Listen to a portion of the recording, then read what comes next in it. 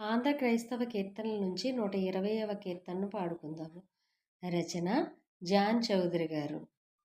చూడరే మారేడు పుట్టినాడు బెత్లెహేమున, చూడరే మారేడు పుట్టినాడు బెత్లెహేమున, నేడి భూనివాసులకు నిండు రక్షణబ్బెను.